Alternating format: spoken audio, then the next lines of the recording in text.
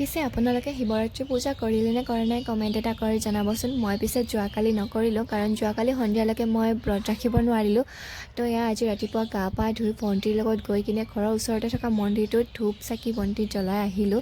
আৰু আপোনালোকে যদি মোৰ ভিডিঅ'বোৰ চাই এতিয়াও চেনেলটো ছাবস্ক্ৰাইব কৰা নাই, প্লিজ ছাবস্ক্ৰাইব কৰি দিব। আৰু মোৰ ৰিলচবোৰ ইনষ্টাগ্ৰামত দেখিবলৈ পাব, তাত ধনজিতা নাথ বুলি আছে। যদি ফ'ল' কৰা নাই প্লিজ ফ'ল' কৰি দিব দেই। আৰু এয়া ধুনীয়াকৈ চাকি বন্তি জ্বলালোঁ। তাৰপিছত ঘৰত গৈ কিনে যোৱাকালি ৰাতিৰে খিচিৰি আৰু বিলাহীৰ টক আৰু তৰকাৰী অকণমান আছিল, সেয়া খাই ল'লোঁ। কাৰণ যিহেতু মই ৰাতিপুৱাৰ পৰা একো খোৱা নাছিলোঁ, তো বহুত বেছি ভোক লাগিছিল, তো সেইখিনি খাই ল'লোঁ। আৰু খাই লৈ হোৱাৰ পিছত ভণ্টিৰ লগত মই এটা ৰিলচৰ কাৰণে প্ৰেক্টিচ কৰি আছিলোঁ হয়, কিন্তু মানে ৰিলচটো আজি বনোৱা নহ'ল। যদি বনাওঁ আপোনালোকে চাবলৈ পাব ইনষ্টাগ্ৰামত, আৰু যদি মই পাৰোঁ ইউটিউবতো দি দিম যদি বনোৱা হয় আৰু। তো ইয়াত ধুনীয়াকৈ মই অকলে এনেই দুটামান ৰিলচ বনাই ল'লোঁ। আজি ইনষ্টাগ্ৰামত দেখিবলৈ পাব আপোনালোকে সন্ধিয়া 6টা বজাত।